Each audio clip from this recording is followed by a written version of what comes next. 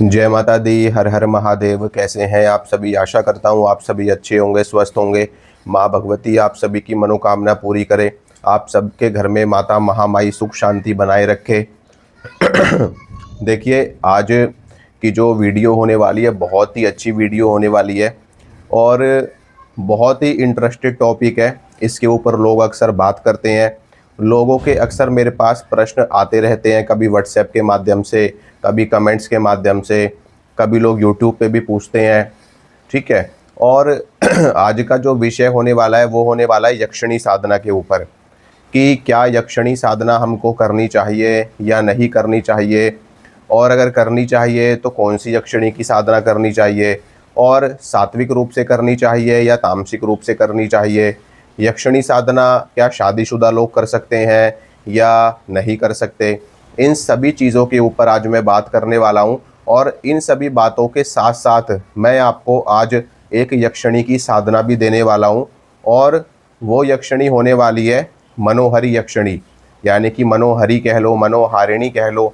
मनोहारिणी यक्षिणी की साधना भी मैं आपको देने वाला हूँ इसी वीडियो में। तो आप वीडियो को बहुत ही ध्यान से देखिए और अंत तक बने रहिए ताकि आपको पूरी प्रॉपर नॉलेज मिले, पूरी जानकारी मिले। तो चलिए आज का विषय हम शुरू करते हैं। तो सबसे पहले बात आती है कि यक्षिणियाँ होती कौन है। देखिए, हमारे शास्त्रों में, हमारे वेद पुराणों में यक्षिणियों का उल्लेख मिलता है। ठीक है। यक्षिणियाँ ही नहीं, हमारे शास्त्रों में अप्सराओं का उल्लेख मिलता है, गंधर्वों का उल्लेख मिलता है, नागों का उल्लेख मिलता है। ठीक है। और अनेक योनियाँ इस ब्रह्मांड में, कुल 84 लाख योनियाँ हैं। 84 लाख योनियों में से यक्षिणी, अप्सरा, गंधर्व, परियां, ठीक है, मनुष्य, सर्प, जीव जंतु, पक्षी, ये सभी योनियों में ही गिनी जाती हैं। ठीक है। तो इसी तरीके से यक्षिणी भी एक योनि है। और सभी यक्षिणियों के राजा देवराज कुबेर हैं, यानी कि देवराज नहीं, यक्षराज कुबेर हैं। देवराज तो इंद्र देवता हैं। ठीक है। तो यक्षराज कुबेर को सभी यक्षों का और यक्षिणियों का स्वामी यानी कि अधिपति कहा जाता है। और कुबेर लोक में ये सभी शक्तियां निवास करती हैं। कुबेर लोक में ये शक्तियां निवास करने के साथ साथ में जो इन सभी शक्तियों का दायित्व है, योगिनियों का और यक्षिणियों का, वो है प्रकृति की रक्षा करना, प्रकृति में बैलेंस बना करके रखना, प्रकृति में जो गुप्त खजाने हैं उनकी रक्षा करना, प्रकृति में वृक्षों की रक्षा करना, नदियों की रक्षा करना, या इनमें निवास करने वाली शक्तियों को यक्षिणियाँ भी कहा जाता है। यानी कि आपने सुना होगा वट यक्षिणी, पीपल यक्षिणी, अशोक यक्षिणी। तो बेसिकली यक्षिणियों का जो वास है वो अलकापुरी में माना जाता है। अलकापुरी के साथ साथ इनका एक दायित्व है, जैसे हर किसी का एक दायित्व है, हर हर शक्ति का एक कार्य है, उसी तरीके से यक्षिणियों का कार्य है प्रकृति की रक्षा करना। और इनका इनका वास वृक्षों में भी माना जाता है, नदी के किनारे माना जाता है, पर्वतों पे भी इनका वास माना जाता है। इसीलिए इनकी साधना, इनकी सिद्धि जो होती है, अगर आप किसी भी नदी के किनारे करेंगे, पर्वतों पे करेंगे, तो आपको बहुत ही जल्दी इनकी सिद्धि प्राप्त हो जाती है, बजाय घर के। ठीक है। यक्षिणियाँ मुख्य रूप से धन देने के लिए मानी जाती हैं। यानी कि यक्षिणियों के पास में इतना धन है कि जो जिसकी आप कल्पना भी नहीं कर सकते। और जो साधक इनको सिद्ध कर लेता है, केवल एक यक्षिणी की मैं बात कर रहा हूँ, अगर आपने अपने जीवन में एक यक्षिणी भी सिद्ध कर ली तो आपके जीवन में किसी भी चीज़ की कमी नहीं आएगी। ना धन की, ना दौलत की, ना वैभव की, ना मान सम्मान की, ना पद प्रतिष्ठा की। ये शक्ति आपको इतना धन ला करके देती है कि जिसकी आप कभी कल्पना भी नहीं कर सकते। प्रत्यक्ष रूप से भी धन मिलता है और अप्रत्यक्ष रूप से भी धन की प्राप्ति आपको होती रहती है।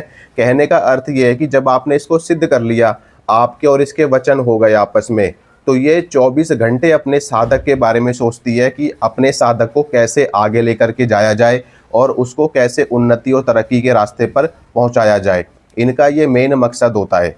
ठीक है। क्योंकि जब आप इसको सिद्ध कर लेते हो, इसको वचनबद्ध कर लेते हो, तो फिर इसका एक दायित्व बन जाता है आपके लिए, जैसे प्रकृति के लिए इनका एक दायित्व है। ठीक है।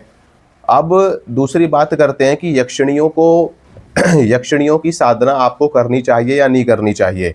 सबसे बड़ी बात यह है, देखिए, यक्षिणियों की साधना आप कर सकते हैं, इसमें कोई भी दिक्कत वाली बात नहीं है। लेकिन बात वही है कि आपका लक्ष्य कैसा है। अब मान लो आपने माता काली की साधना कर ली, लेकिन माता काली की साधना करने के बाद भी आपका लक्ष्य वही रहा कि दूसरों के ऊपर मारण करना, दूसरों का वशीकरण करना, दूसरों का सम्मोहन करना, आकर्षण करना, तो आप कभी भी ऊपर नहीं उठ पाओगे। ठीक है, शक्तियाँ और देवी देवता होते हैं आपकी उन्नति के लिए, आपकी तरक्की के लिए। और आपकी उन्नति तरक्की कैसे होती है? जब आप शक्तियों का सदुपयोग करते हैं। ठीक है, अब मान लीजिए आपको किसी ने बंदूक दे दी। ठीक है, अब आप उस बंदूक से किसी की रक्षा भी कर सकते हैं या उस बंदूक का गलत प्रयोग करके किसी का बुरा भी कर सकते हैं। मान लो आपको किसी ने पावर दे दी, शक्ति दे दी, ऊर्जा दे दी। ठीक है, मान लो देवताओं से आपने वरदान प्राप्त कर ले, जिस तरीके से राक्षस किया करते थे, असुर किया करते थे। ठीक है, असुरों ने, अब आप भस्मासुर का नाम ले लो, भस्मासुर ने भगवान शिव की तपस्या करी, भगवान शिव ने ही उसको वरदान दिया कि वो जिसके ऊपर हाथ रख देगा वो भस्म हो जाएगा। लेकिन वो उसकी परीक्षा के लिए भगवान शिव के ऊपर ही चला गया। क्यों? क्योंकि उसको विश्वास नहीं हुआ उनके ऊपर कि ये वरदान सच में मुझे दे सकते हैं। ठीक है, उसके अंदर अहंकार आ गया। तो यही बात है, यक्षिणियों की साधना आप कर सकते हैं, इसमें कोई भी दिक्कत वाली बात नहीं है, कोई भी परेशानी वाली बात नहीं है। ठीक है, अब तीसरी बात करते हैं कि यक्षिणियों की साधना क्या शादीशुदा लोग कर सकते हैं, घर गृहस्थी वाले कर सकते हैं या नहीं कर सकते? देखो, यक्षिणियों की साधना घर गृहस्थी वाले लोग कर सकते हैं, बिल्कुल इसमें कोई भी दिक्कत वाली बात नहीं है। लेकिन जो लोग शादीशुदा हैं वो यक्षिणियों की साधना पत्नी के रूप में नहीं कर सकते।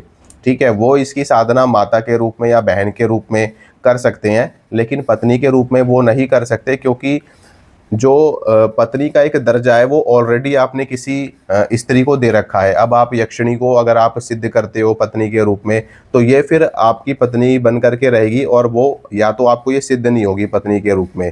अगर ये आपके सामने प्रत्यक्ष होगी, आपको वचन करेगी, तो आपसे ये कह देगी कि आपको अपनी पत्नी का त्याग करना पड़ेगा, उसको छोड़ना पड़ेगा, या आप उसके पास जाएंगे ही नहीं।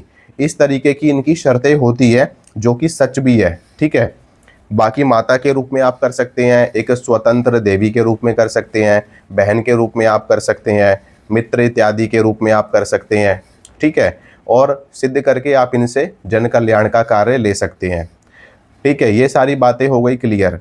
यक्षिणियों की साधना कोई भी कर सकता है, इसमें कोई भी दिक्कत वाली बात नहीं है। बस आपका लक्ष्य पॉजिटिव होना चाहिए, सकारात्मक होना चाहिए। ये नहीं कि आप किसी का बुरा कर रहे हो या उनकी यक्षिणियों की भी सिद्धि करी तो सिर्फ आप भोगने के लिए कर रहे हो, अपनी काम वासना की पूर्ति के लिए उनकी सिद्धि कर रहे हो। ठीक है, तो ये सब चीज़ें अगर आप करोगे शक्तियों के साथ में, तो आप कभी भी ऊपर नहीं उठ पाओगे और आपका जीवन अधोगति की ओर जाएगा। ठीक है, हालांकि जिस भी रूप में आप उसको सिद्ध करोगे उस रूप में वो दृढ़ होकर के आपके साथ में रहती हैं। ये इनकी खासियत है, ये अपने वचन की बहुत पक्की होती हैं, और ये जिस रूप से आप करते हो, जो आपको ये वचन दे देती हैं, उस वचन पे ये हमेशा अडिग रहती हैं। बस आपको पीछे नहीं हटना होता। ठीक है, ये बात हो गई। अब जो मैं आपको और बात बताने वाला हूँ वो ये है कि इनकी पूजा सात्विक रूप से करो या तामसिक रूप से। देखो, सबसे अच्छा और सुंदर बात यह है कि आपको सात्विक रूप से यक्षिणियों की साधना करनी चाहिए, क्योंकि ये भी एक देवी है, इन्हें उपदेवियों की संज्ञा प्राप्त है। जिस प्रकार से माँ आदिशक्ति जगदम्बा है, माँ दुर्गा है, माता महाकाली है, तो ये शक्तियाँ भी उनकी सेविकाएँ हैं, उनकी यक्षिणियाँ हैं, उनकी सेवा में रहने वाली शक्तियाँ हैं। तो ये भी इनके पास भी बहुत शक्ति होती है, तो ये उपदेवियाँ कहलाती हैं। बस इनकी सिद्धि जल्दी प्राप्त इसलिए हो जाती है क्योंकि ये यहीं पर निवास करती है, धरती पे ही इनका वास है। कैलाश पर्वत के पास में अलकापुरी नामक नगरी है, जो कि कुबेर लोक कही जाती है, और कुबेर लोक में ही इन यक्षिणियों का वास माना जाता है। वहीं से ये आपके पास में आती है। आप कैलाश पर्वत पे जाके भी इनकी साधना कर सकते हैं, यानी कि उसके आसपास में हिमालय पे जाके इनकी साधना कर सकते हैं, आपको जल्दी सिद्धि प्राप्त होगी। या फिर आप निर्जन वन में जा करके कर सकते हैं। और नहीं तो जो लोग मेरे माध्यम से साधना करते हैं, मैं तो उनको कहता हूं कि आप अपने घर पे साधना करो, घर पे ही सिद्धि हो जाएगी, और बहुत सारे लोगों को सिद्धि प्राप्त हुई भी है। ठीक है, तो घर पे भी आप इनकी साधना कर सकते हो, बस आपको थोड़ा सा एकांत चाहिए। जब तक आपकी साधना चल रही है तब तक आपको एकांत होना चाहिए, घर में शांति का माहौल होना चाहिए, ज़्यादा कोई बोले ना, चीखे चिल्लाए ना। ठीक है, इसीलिए इनकी साधना रात्रि काल में करी जाती, ताकि शांत वातावरण रहता है रात के समय पे। ठीक है, तो ये सारी चीज़ें हो गई, सात्विक रूप से करनी चाहिए, उसी में आपका भी कल्याण है, आपके परिवार का भी कल्याण है। क्योंकि जब कोई भी शक्ति आपके साथ में कनेक्ट होगी तो उसका प्रभाव पूरे परिवार पे भी जाता है, क्योंकि सबके अंदर सेम खून होता है और वो सभी एक संबंध में बंधे होते हैं। तो जब यक्षिणी किसी साधक के जीवन में आती है तो उसका प्रभाव उसके परिवार के ऊपर भी आता है। ठीक है, कोई भी देवी हो, कोई भी देवता हो, अगर आपके घर में हनुमान जी की पूजा है तो उसका प्रभाव भी सब पे आएगा। माता काली की पूजा है, उसका प्रभाव भी सब पे आएगा। परिवार में सबके ऊपर देव शक्तियों का प्रभाव होता है। अब आपने अक्सर देखा होगा कि कई लोग तंत्र से पीड़ित होते हैं, भूत प्रेत की समस्या से पीड़ित होते हैं। भूत प्रेत लगा एक व्यक्ति को होता है, लेकिन उसका प्रभाव सबके ऊपर आ रहा होता है। कभी कोई परेशान, कभी माँ परेशान, कभी पति परेशान, कभी बच्चा परेशान, कभी चाचा ताऊ परेशान। तो ये सब भूत प्रेत की बाधा का सिर्फ इतना प्रभाव है। तो देव शक्तियों का प्रभाव भी सबके ऊपर आता है। अब मान लो परिवार में किसी एक व्यक्ति ने भगतई करी, किसी एक व्यक्ति ने शक्तियों को सिद्ध करा, लेकिन उसकी आने वाली पीढ़ियों को भी इन शक्तियों को पूजना पड़ता है, सेवा देनी पड़ती है। क्यों? क्योंकि इन शक्तियों की वजह से उनकी उत्पत्ति हुई, वो पैदा हुए, उनको धन मान सम्मान प्राप्त हुआ। अब उन शक्तियों का मान सम्मान करने का दायित्व तो आने वाली पीढ़ी का भी बन जाता है। तो इसीलिए शक्तियों का प्रभाव सबके ऊपर आता है। ठीक है, ये बात हो गई। समय काफ़ी हो रहा है, लेकिन समय को ना देखते हुए आप लोग विषय को समझिए। विषय को समझना बहुत ज़रूरी है। अगर आपने विषय को नहीं समझा तो आपको दिक्कत बन सकती है। ठीक है, तो अब बात करते हैं यक्षिणी साधना की। ठीक है, यक्षिणी साधना से पहले मैं एक चीज़ आपको और बता देना चाहता हूँ। अभी आज ही मेरी एक व्यक्ति से बात हुई थी फ़ोन पे। ठीक है, उस व्यक्ति ने मुझे बताया कि कैसे एक तांत्रिक ने उनको धोखे से उनसे 1 लाख रुपए लूट लिए। कैसे लूट ली? मैंने उनसे पूछा क्या हुआ, तो उन्होंने मुझे बताया कि उस तांत्रिक ने उनको एक अंगूठी थी और उन्होंने कहा कि इस अंगूठी के अंदर एक शक्ति है दिवालन नाम की। ठीक है, और आप इस अंगूठी को घिसोगे और कुछ मंत्र बोलोगे 2-3 बार तो वो दिवालन तुम्हारे सामने प्रकट होगी और जो तुम बोलोगे वो काम करके वो देगी। ऐसे उनको बहका करके, उनका ब्रेन वॉश करके उस तांत्रिक ने उनसे 1 लाख रुपए लूट लिए। ठीक है, अब लूटने के बाद में उन्होंने वो काम किया, कुछ भी नहीं हुआ। मैंने उनको बताया, मैंने कहा देखो आपके साथ में फ्रॉड हुआ है, आपके साथ में स्कैम हुआ है, ऐसा कुछ भी नहीं होता है। शक्तियाँ अपनी मेहनत से सिद्ध करी जाती हैं। ऐसा कुछ नहीं होता कि शक्ति अंगूठी में भर के दे दी या चाबी में भर के दे दी या फिर किसी पेन में भर के दे दी या फिर किसी उसमें भर के दे दी और आपने उसको किया और उसमें से वो चीज़ प्रकट हो गई। ये अलादीन वाला चिराग नहीं है कि आपने चिराग घिसा और उसमें से जिंद निकल के आ गया। ठीक है, तो ये सब फुद्दू बनाने वाली बातें हैं। उनको उनके साथ धोखा किया, छल किया। और तो इसलिए मैं आपको समझा देना चाहता हूँ कि आप लोग भी इन सब चक्करों में ना पड़ें। अपनी मेहनत से साधना करें अगर आपको शक्ति चाहिए, और अगर आपके पास में समय नहीं है साधना करने की तो शक्तियों के चक्कर में मत पड़ो। अपना काम धंधा करो, अपनी नौकरी करो, कारोबार करो और उसमें खुश रहो। क्योंकि शक्तियों को प्राप्त करना जितना आसान है उससे भी ज़्यादा मुश्किल है शक्तियों को धारण करके रखना। ठीक है, आपकी एक गलती से आपकी शक्ति चली जाएगी और आपका जीवन खराब हो जाएगा। क्योंकि जब कोई शक्ति आपके जीवन में आती है तो बहुत सुख समृद्धि आपके लिए लेकर के आती है, लेकिन जब वो शक्ति आपके जीवन से जाती है तो जितना उसने दिया होता है उतना सब वो नष्ट करके जाती है, आपको श्राप भी दे करके जाती है। ठीक है, इसलिए शक्तियों को जीवन में बुलाना आसान है, लेकिन उनको धारण करके रखना उतना ही ज़्यादा मुश्किल है। इसलिए ध्यान पूर्वक, अगर आप खुद मेहनत नहीं कर सकते तो ये शक्ति ट्रांसफ़र के चक्कर में बिल्कुल ना पड़े। ये सब फ्रॉड होता है, ये सब स्कैम होता है। तो इन चीज़ों से आपको बच करके रहना है। ठीक है, चलिए अब मैं आपको साधना की जानकारी देता हूँ कि साधना क्या है जो मैं आज आपको बताने वाला हूँ। बहुत ही अच्छी साधना है, बहुत ही प्यारी साधना है, सात्विक है, सौम्य है और बहुत आराम से सिद्ध होने वाली है। आप मेरे मार्गदर्शन में रह करके भी ये साधना सिद्ध कर सकते हैं मेरी गाइडेंस में। ठीक है, 100% आपको सिद्धि प्राप्त होगी अगर आप मेरे कहे अनुसार चलेंगे तो। ठीक है, बात करते हैं मनोहरी यक्षिणी की साधना। मनोहरी या मनोहारी या मनोहारिणी तीनों ही इनके नाम है।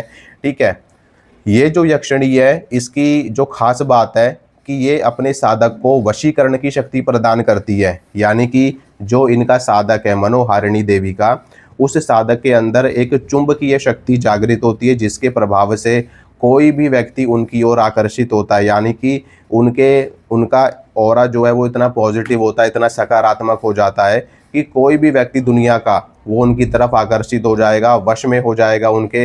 ये इनकी खास बात है मनोहारिणी, यानी कि मन को हरने वाली देवी। तो ये इन देवी का नाम है मन को हरने वाली, इसीलिए इनको मनोहरी कहा जाता है। ये सबके मन को हर लेती है, मन को मोहित कर लेती है और वैसा ही ये अपने साधक को बना देती हैं जो साधक इनकी सिद्धि करता है, इनकी साधना करता है। ठीक है, दूसरा धन, ये प्रत्यक्ष रूप से और अप्रत्यक्ष रूप से अपने साधक को धन दौलत मान सम्मान दिलवाती है। ठीक है। और तीसरा फायदा ये है कि ये सात्विक रूप से, सौम्य रूप से चलने वाली शक्ति है। ये अपने साधक को सुख, समृद्धि, ऐश्वर्य, वैभव सब कुछ प्रदान करती है। और इनकी साधना भी जिस तरीके से अन्य यक्षिणियों की साधना होती है, माता के रूप में, पत्नी के रूप में, प्रेमिका के रूप में, बहन के रूप में, पुत्री के रूप में, इन रूपों में आप इनकी साधना कर सकते हैं। लेकिन मैंने आपको बताया कि पत्नी रूप में अगर आप इनकी सिद्धि करोगे तो फिर आप दूसरी शादी या किसी मनुष्य स्त्री से शादी आप नहीं कर पाओगे, क्योंकि ये आपको शादी नहीं करने देंगी, उसकी इजाज़त ये आपको नहीं देंगी। ठीक है। दूसरी चीज़ हो सकती है कि अगर आप जब इनकी साधना करेंगे, जब ये आपके सामने प्रत्यक्ष आती हैं, साक्षात आती हैं, तो उसी समय आप इनसे इस चीज़ को क्लियर कर लें। ठीक है, कि क्या मैं दूसरी शादी कर सकता हूँ, क्या मैं दूसरी स्त्री के साथ संबंध बना सकता हूँ। अगर आप इस तरह की चीज़ें इनसे पहले ही पूछ लेंगे और अगर पहले ही इनसे अनुमति ले लेंगे तो वो एक अलग बात है। लेकिन ये जब आपके सामने आती हैं तो ये आपको वचन देती हैं, जो भी आप वचन मांगोगे आपको ये सारे वचन देंगी। बस इनका भी जो भी, अगर आप पत्नी रूप में कर रहे हो तो फिर इनका भी ये रहता है कि आप मेरे सिवाय किसी स्त्री से संबंध नहीं रखोगे। तो ऐसा इनका एक वचन होता है, जो कि रियल में होता भी है। ठीक है, क्योंकि ऐसा सच में होता है। बाकी माता के रूप में करो, बहन के रूप में करो, पुत्री के रूप में करो, ठीक है, या स्वतंत्र रूप से करो, वो एक अलग चीज़ है। ठीक है। इनका जो स्वरूप होता है उसकी बात करता हूँ। स्वरूप इतना ज़्यादा दिव्य, सौंदर्य और कांतिमय होता है। शरीर से तेज निकलता रहता है, शरीर से चमक निकलती रहती है, और ऐसी चमक होती है कि आप खुद इनकी ओर आकर्षित हो जाओगे, आप खुद इनकी ओर मोहित हो जाओगे। ठीक है। ये अपने साधक को हर सुख सुविधा प्रदान करती हैं, हर मनोकामना पूरी करती हैं। ठीक है। अब बात करते हैं साधना की विधि की, कि आपको इनकी साधना कैसे करनी है। सबसे पहले इनकी साधना आप किसी भी पूर्णिमा से, अमावस्या से या फिर शुक्ल पक्ष के शुक्रवार से आप इनकी साधना शुरू कर सकते हैं। ठीक है। साधना रात्रि काल में होगी। सबसे पहले आपको स्नान कर लेना है। स्नान करके शुद्ध वस्त्र आपको धारण कर लेने हैं। कोई भी वस्त्र आप साफ सुथरे धुले हुए वस्त्र धारण कर सकते हैं। ऐसा कुछ भी नहीं है कि आपको धोती कुर्ता ही पहन के बैठना है। ठीक है, ये सब बेकार की बातें हैं। बस आपके कपड़े स्वच्छ होने चाहिए, धुले हुए होने चाहिए। आप कोई भी वस्त्र पहन सकते हो। ठीक है, पहन लेना है। अपना आसन आपको लगा लेना है। एक लकड़ी का बाजोट आपको लेना है। उसके ऊपर आपको लाल रंग का या पीले रंग का कपड़ा आपको बिछा देना है, या गुलाबी रंग का कपड़ा भी आप बिछा सकते हो। साफ वो कपड़ा नया होना चाहिए, साफ़ सुथरा होना चाहिए। वो कपड़ा बिछाने के बाद में उस कपड़े के ऊपर आप देवी का चित्र स्थापित करेंगे। यानी कि किसकी साधना में बता रहा हूँ, मनोहरी यक्षिणी देवी का। मनोहरी देवी का चित्र आप स्थापित करेंगे। अगर आपके पास में फ़ोटो या चित्र नहीं है तो बिना फ़ोटो के, बिना चित्र के भी आप इनकी सिद्धि कर सकते हैं। ऐसा नहीं है कि फ़ोटो होगी तभी साधना होगी। ठीक है। आप एक बढ़िया दीपक लगाएंगे, शुद्ध देसी घी का या फिर तिल के तेल का आप लगा सकते हैं। धूप अगरबत्ती लगाएंगे। देवी को पुष्प आप अर्पित करेंगे, गुलाब के या चमेली के, चंपा के, गुड़हल के, जो भी आपके पास में पुष्प अवेलेबल है। गुलाब सबसे अच्छा है, गुलाब का और कमल का। ठीक है, पुष्प अर्पित करेंगे। देवी को आप इत्र का फाहा, यानी कि सेंट का वो फाहा आप अर्पित करेंगे, यानी कि इत्र इनको समर्पित करेंगे। ठीक है। और उसके बाद में धूप अगरबत्ती लगा करके भोग प्रसाद में आप दूध की या खोए की बनी हुई मिठाई आप इनको अर्पित करेंगे सात्विक रूप से। ठीक है। और इनकी पूजा करने से पहले आप गणेश पूजन करेंगे, कुबेर पूजन करेंगे, भगवान शिव का, माँ जगदम्बा का पूजन करेंगे, अपने पितृ का पूजन करेंगे, अपने कुलदेवी कुलदेवता का पूजन करेंगे, क्षेत्रपाल का पूजन करेंगे। फिर उसके बाद में आप इनकी साधना में लग जाएंगे। पूजन का मतलब ये है कि आप उन सभी को प्रणाम कर लें, उनसे अनुमति ले लें, आज्ञा ले लें और उनसे प्रार्थना करें कि आपको इस साधना में सिद्धि प्राप्त हो। अपने गुरु का पूजन करें, गुरु को प्रणाम करें। ठीक है। फिर ये सारी चीज़ें कर लेने के बाद में आप क्या करेंगे कि आप स्फटिक की माला लेंगे।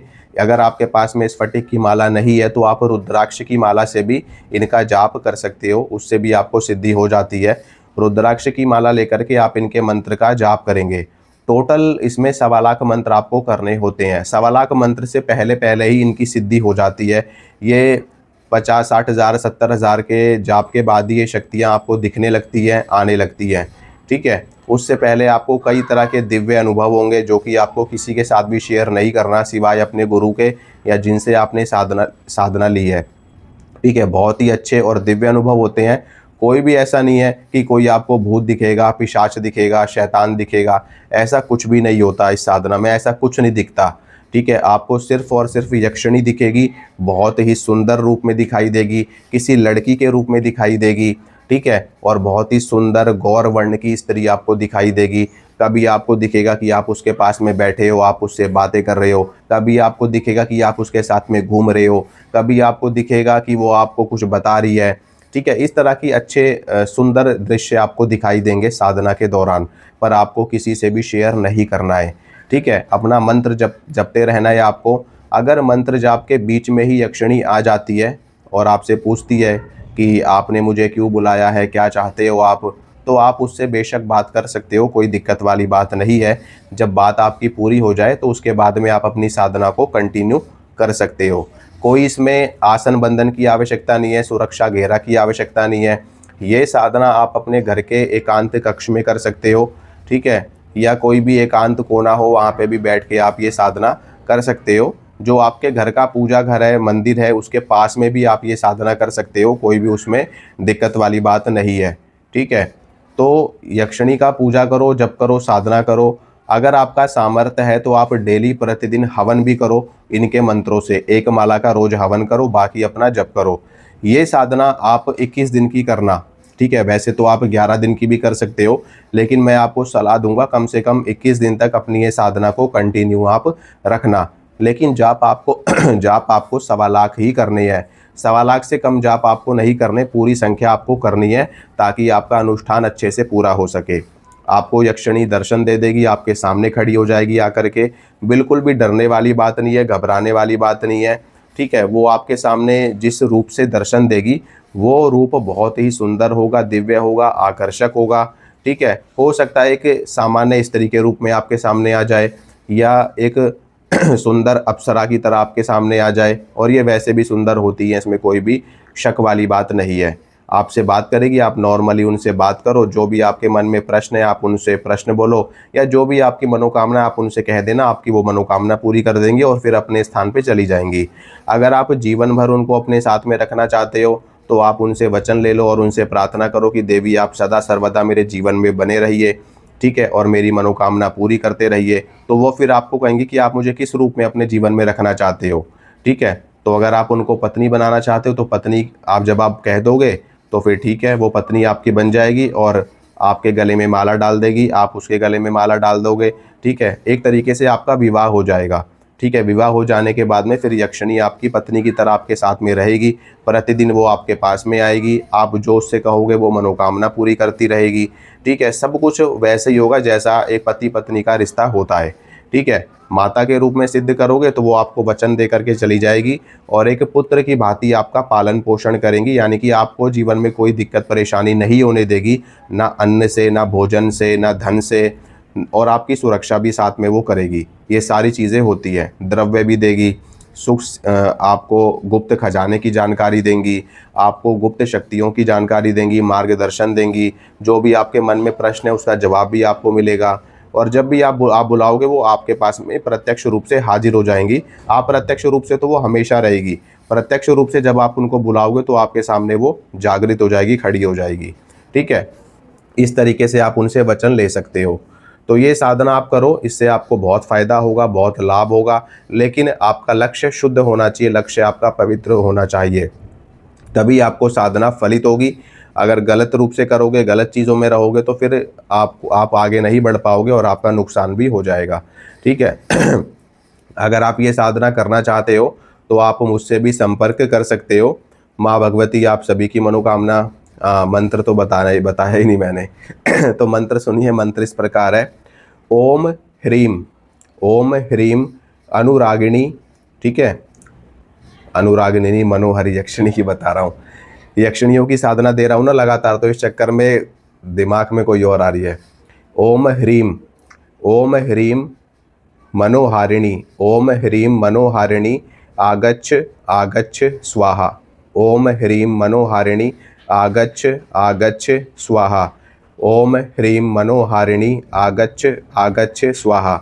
ये मंत्र है मनोहारिणी यक्षिणी देवी का। इस मंत्र का जप आपको करना है रुद्राक्ष की माला पे या स्फटिक की माला पे, ठीक है।